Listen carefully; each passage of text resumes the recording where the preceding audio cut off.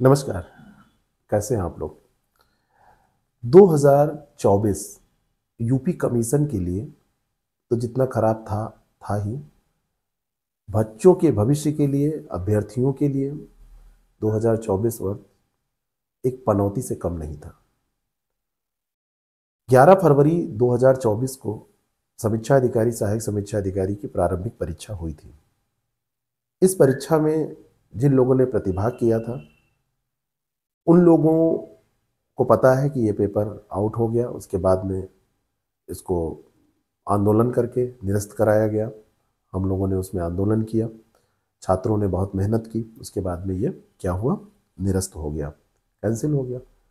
पुनर्परीक्षा अब 2025 में आयोजित होने वाली है। कुछ लोगों का प्रश्न है कि क्या ये री एग्ज़ाम वही लोग दे पाएंगे जिन लोगों ने 11 फरवरी 2024 को परीक्षा दी थी, यानी कि जो लोग उसमें प्रेजेंट हुए थे, बाकी लोग नहीं दे पाएंगे क्या?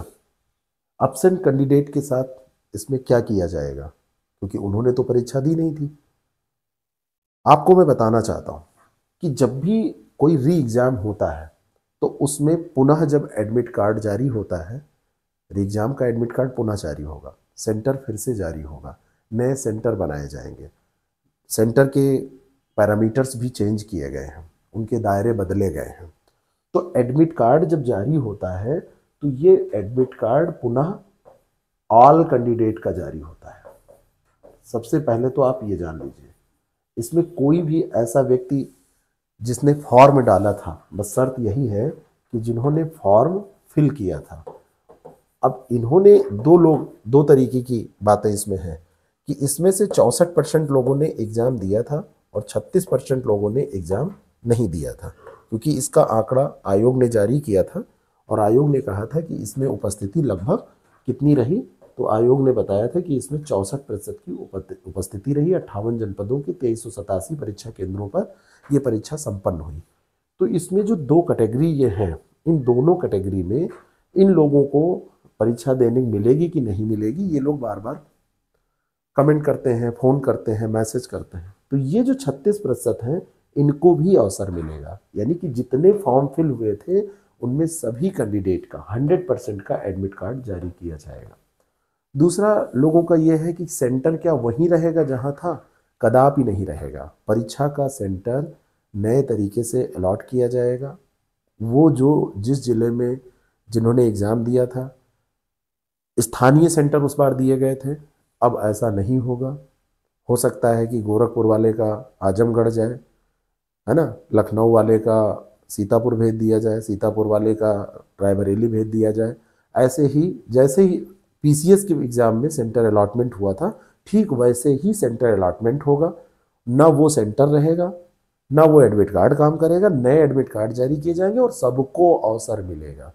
तो बहुत सारे लोग हो सकता है कि चाह रहे थे कि पेपर देंगे, लेकिन किसी कारणवश नहीं दे पाए थे, उनके साथ कुछ समय अनुकूल परिस्थितियां नहीं थी। तो अनुकूल परिस्थितियां नहीं थी तो अब उन परिस्थितियों को आप भूल जाइए, जो बीत गई सो बात गई। अब नए अवसर का आप लाभ उठाइए। और ये 65-64% उपस्थिति लगभग ऐसे अब भी रहेगी, लेकिन कैंडिडेट चेंज हो जाएंगे इसमें।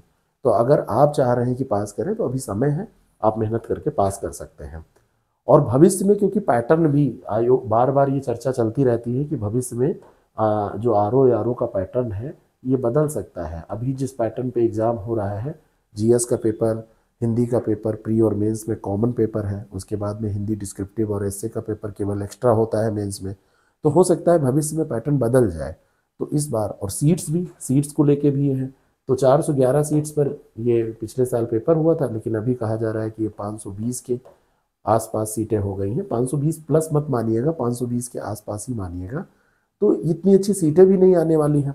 तो अगर आप चाहते हैं कि आप इसको अच्छे से दें, आपका कन्फ्यूजन तो दूर हो ही गया होगा, तो हमारे पास इसके टेस्ट सीरीज प्रोग्राम के साथ साथ 10 ये जो कोर्स चल रहा है हमारा, ये टेस्ट सीरीज का है, और साथ में 100 दिवसीय हमारे पास इसका मुमकिन बैच भी है, जिसमें हम क्रैश कोर्स करा रहे हैं।